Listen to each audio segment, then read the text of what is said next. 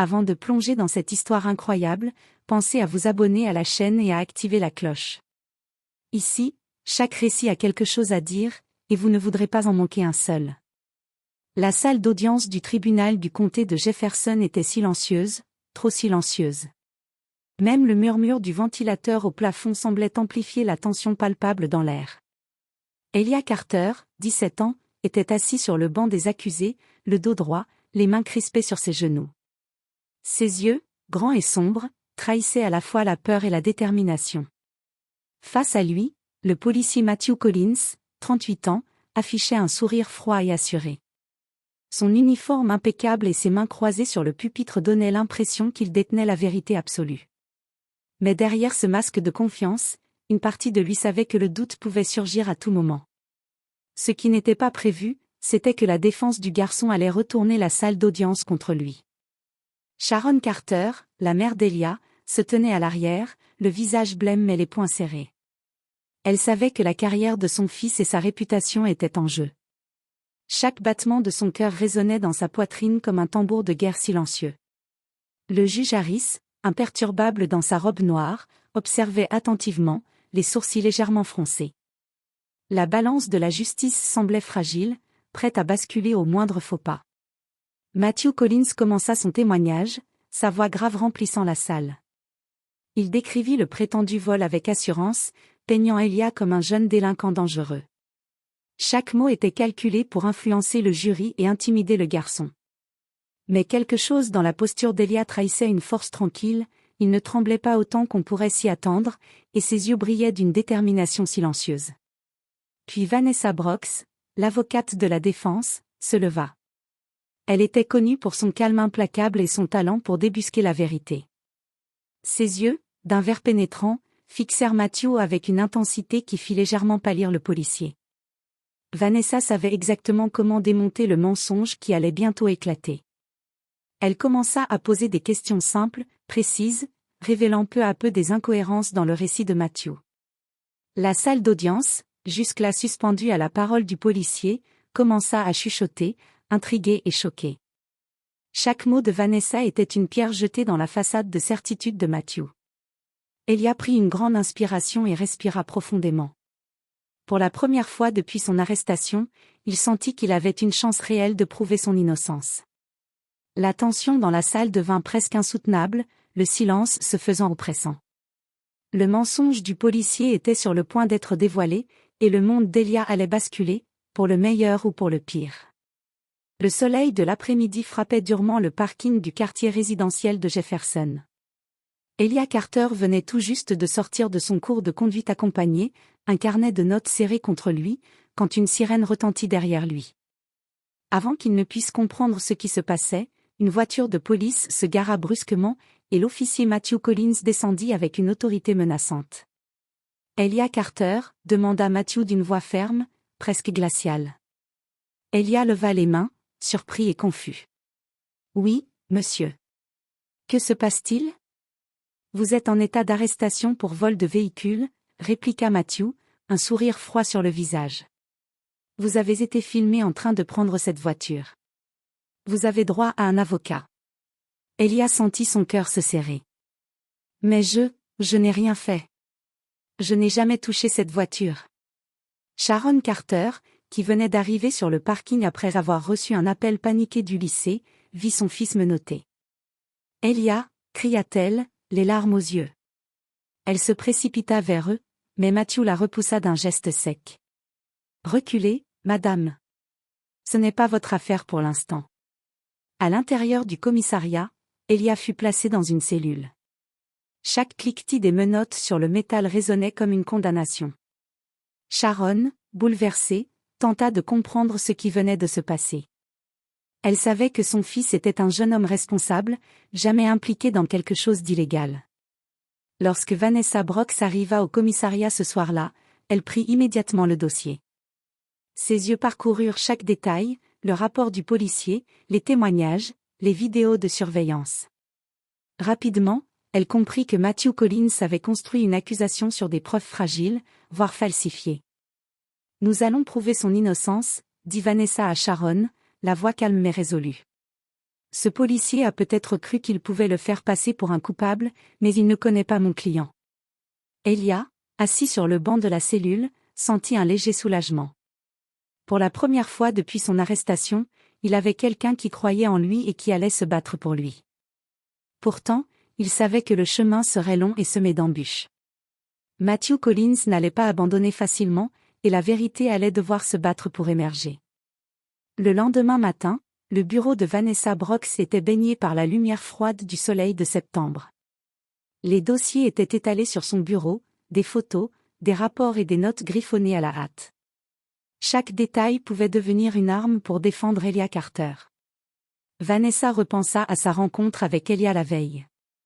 Le jeune garçon avait cette lueur de détermination dans les yeux malgré la peur évidente. Elle savait que le mensonge de Matthew Collins ne résisterait pas à un contre-interrogatoire précis et méthodique. Elle commença par revoir les rapports de police. Certains détails semblaient incohérents, le moment exact de l'arrestation, la description du véhicule volé et même la déclaration de témoins potentiels. Une vidéo de surveillance semblait montrer un adolescent portant un sweatshirt identique à celui d'Elia, mais à un autre endroit, à la même heure.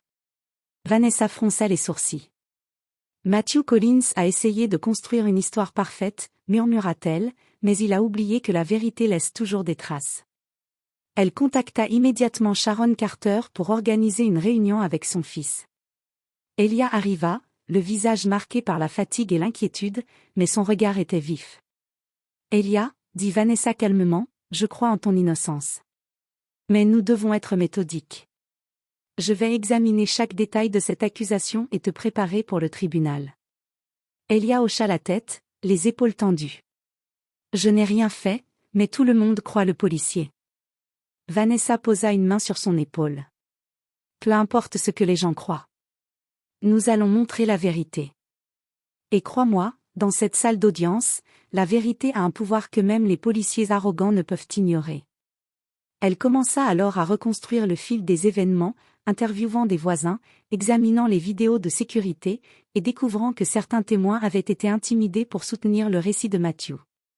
Chaque découverte renforçait sa conviction, Elia avait été faussement accusée, et cette injustice allait éclater au grand jour. Alors que la nuit tombait sur Jefferson, Vanessa rassembla les preuves. Elia, assis à côté d'elle, sentait l'espoir grandir. La bataille qui les attendait serait difficile, mais pour la première fois depuis l'arrestation, il sentait qu'il avait une chance réelle de prouver son innocence. Le jour du procès, la salle d'audience du tribunal de Jefferson était bondée. Des journalistes, des voisins et des curieux remplissaient chaque banc disponible. L'air était chargé de murmures et d'anticipation, comme si tout le monde attendait le moment où la vérité éclaterait. Elia Carter entra, accompagnée de sa mère Sharon et de Vanessa Brooks. Ses pas résonnaient sur le sol de marbre, chaque son accentuant la gravité de la situation. Il sentit les regards se tourner vers lui, certains compatissants, d'autres accusateurs. Il inspira profondément, essayant de garder son calme. Matthew Collins, déjà debout derrière le pupitre des témoins, l'attendait. Son expression était arrogante, presque moqueuse.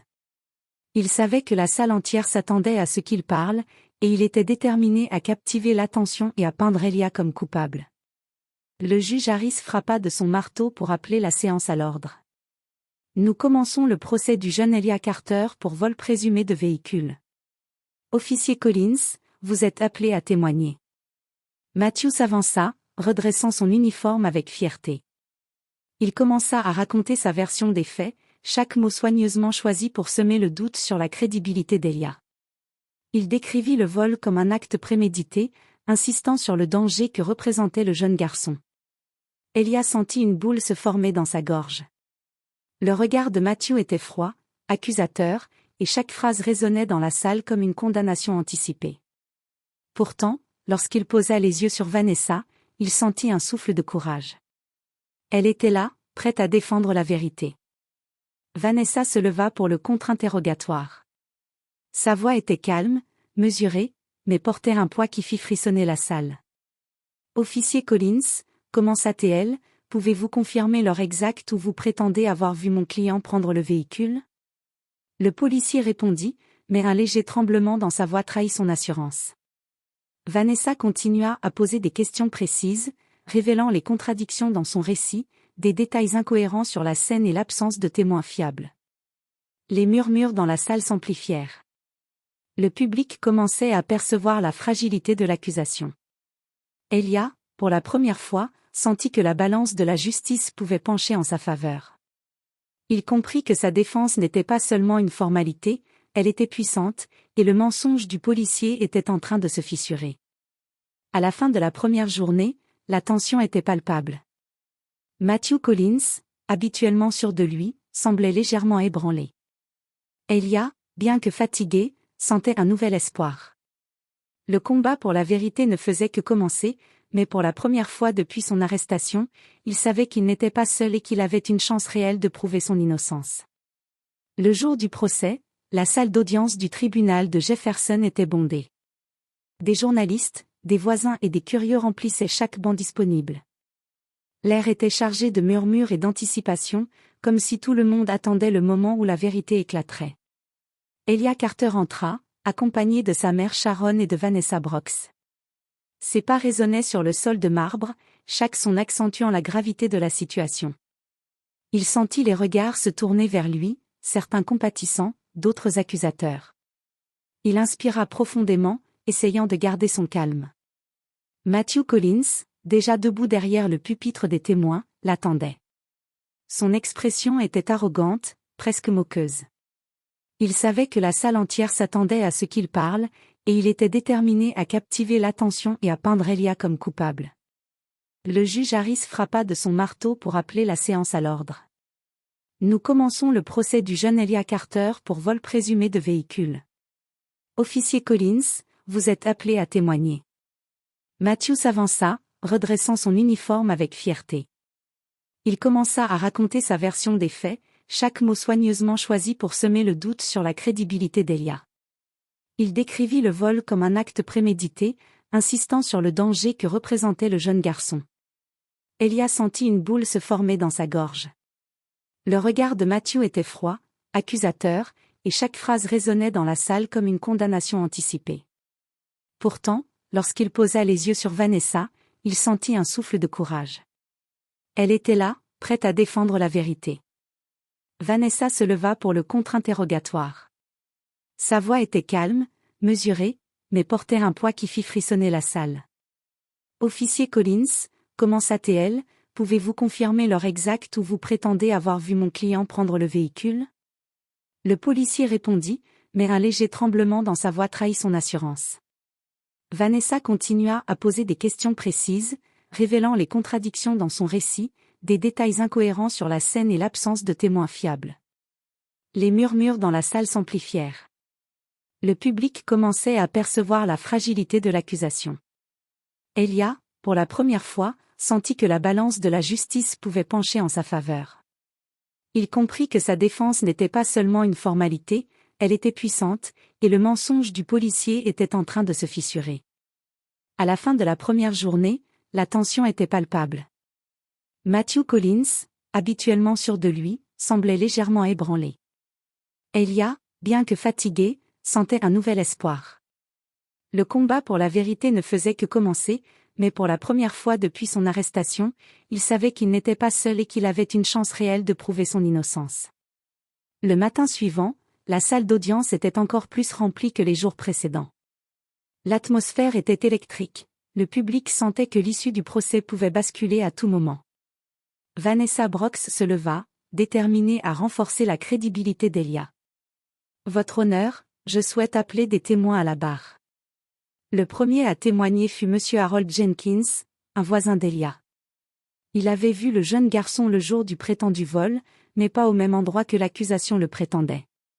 Où étiez-vous vers 16h15 le 12 septembre, demanda Vanessa.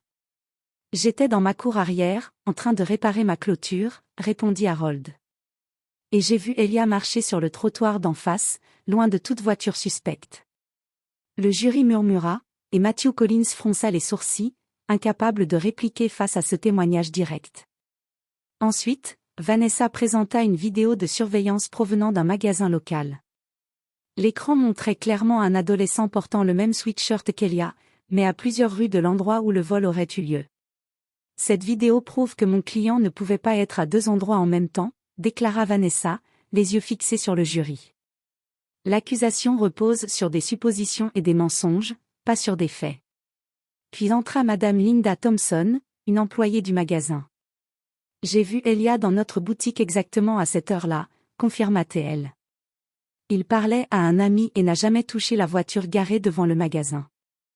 Chaque témoignage ajoutait une nouvelle pièce au puzzle de l'innocence d'Elia. Le public, le jury, et même certains policiers présents semblaient commencer à comprendre que le récit de Matthew Collins était fragile. Sharon Carter, assise au fond de la salle, sentit ses mains trembler d'émotion. Pour la première fois depuis l'arrestation de son fils, elle sentit l'espoir renaître. Elia, lui, respirait plus librement, conscient que sa vérité commençait à éclater au grand jour. Vanessa se tourna vers Matthew, son regard perçant. « Officier Collins, pouvez-vous expliquer pourquoi vos accusations sont contredites par des preuves concrètes et des témoins fiables ?» Matthew hésita. Un léger tremblement dans sa voix trahit pour la première fois son assurance. Le doute commençait à ronger l'image qu'il avait construite depuis le début. La bataille pour la vérité ne faisait que commencer, mais Elia commençait à sentir que la justice pouvait enfin pencher de son côté. La tension dans la salle d'audience atteignait son paroxysme. Le jury, attentif à chaque mot, semblait osciller entre incrédulité et choc. Elia Carter, assis sur le banc des accusés, sentait son cœur battre rapidement, mais cette fois-ci, c'était l'excitation d'une vérité sur le point d'être révélée. Matthew Collins reprit le banc des témoins, son visage tendu et son sourire arrogant disparut. Vanessa Brox, méthodique et déterminée, reprit son contre-interrogatoire.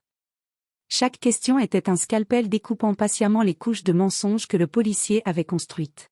« Officier Collins, » dit Vanessa calmement mais fermement, « pouvez-vous expliquer pourquoi votre rapport mentionne un témoin qui a affirmé avoir vu Elia à proximité du véhicule, alors que nous avons aujourd'hui 3 témoins et une vidéo qui prouvent le contraire ?» Le visage de Matthew se crispa.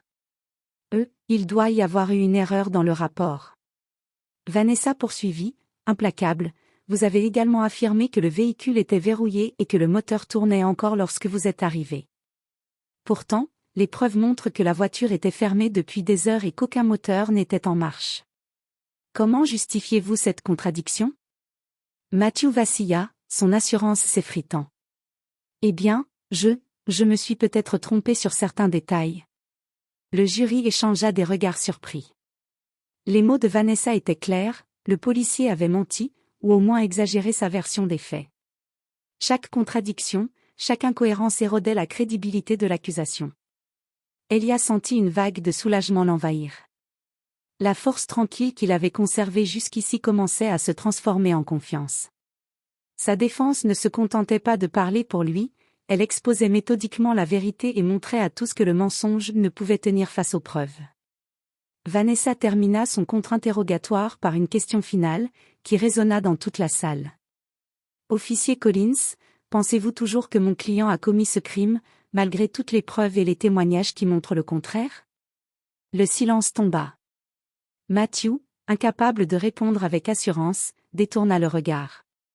La salle d'audience était sous le choc. Même le juge Harris, d'habitude impassible, fronça légèrement les sourcils. Le mensonge du policier venait d'être exposé, et la vérité, éclatante, prenait enfin le dessus. Pour Elia et sa famille, c'était un tournant. La bataille était loin d'être terminée, mais pour la première fois, ils pouvaient sentir que la justice se rapprochait, et que l'innocence d'Elia commençait à triompher. La salle d'audience semblait vibrer d'une énergie nouvelle. Les murmures qui avaient timidement commencé lors des témoignages précédents s'étaient transformés en chuchotements plus insistants, puis en un bourdonnement général. Le public, autrefois passif, observait désormais chaque geste de Matthew Collins avec scepticisme et incrédulité. Des journalistes, carnets en main et appareils photo prêts, notaient chaque contradiction et chaque hésitation du policier.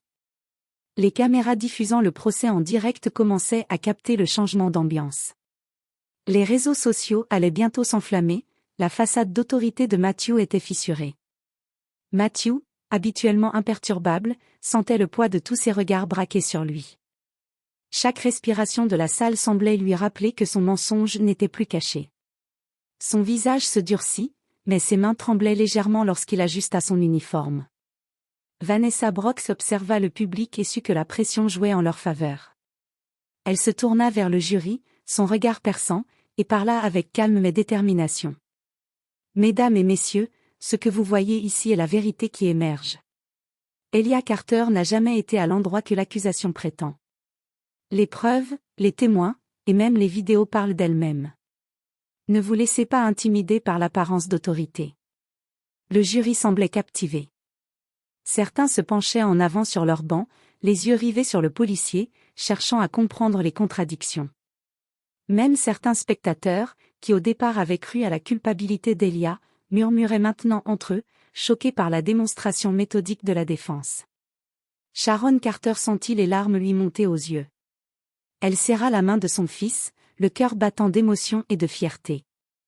Pour la première fois depuis le début de cette épreuve, elle sentit que la justice n'était pas un rêve lointain, mais une réalité à portée de main. Matthew, de son côté, commença à comprendre l'ampleur de sa situation. Le public, le jury et les médias le scrutaient désormais comme jamais auparavant. Il n'était plus simplement un policier sur le banc des témoins, il était devenu le symbole d'un mensonge exposé au grand jour. Vanessa se pencha légèrement vers Elia et murmura.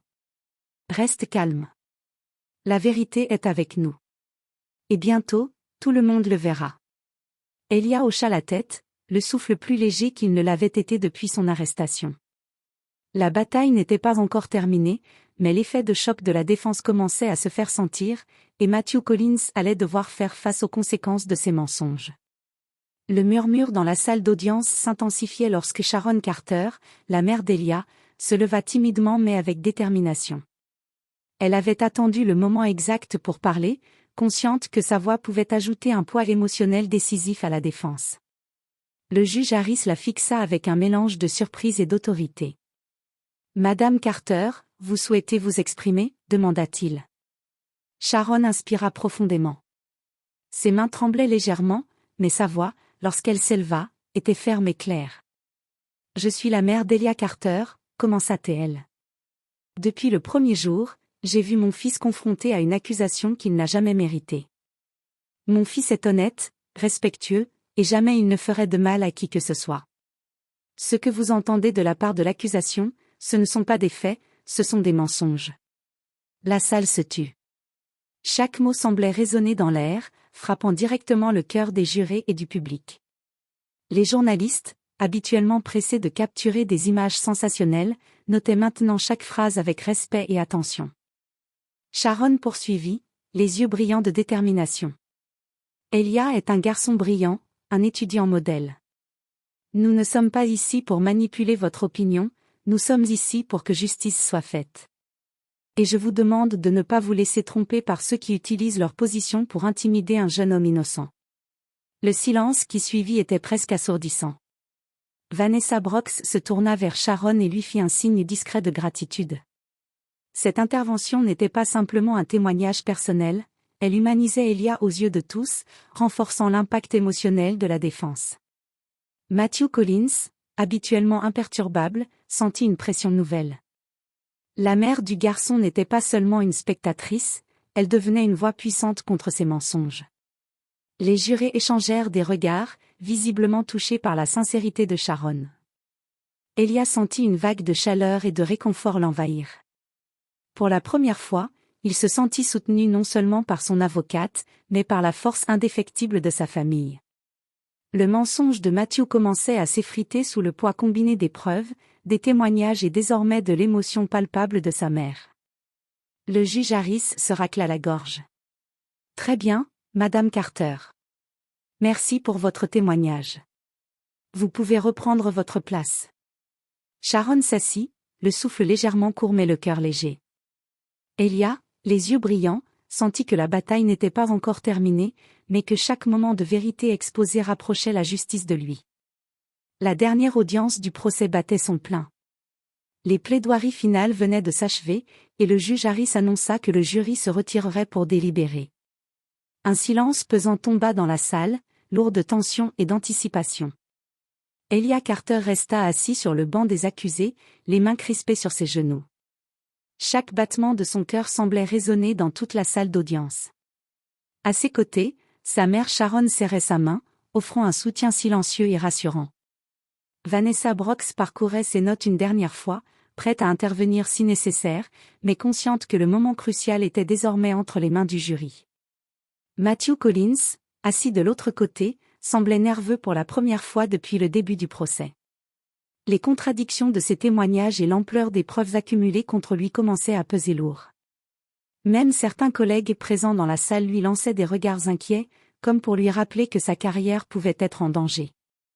Le jury quitta la salle, et le silence devint presque insoutenable. Les murmures du public se turent, chacun attendant le verdict avec une tension palpable.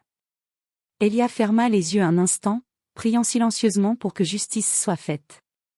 À l'extérieur, les caméras des médias locaux diffusaient l'attente, et les habitants de Jefferson étaient suspendus aux nouvelles, certains espérant une issue juste, d'autres craignant l'injustice.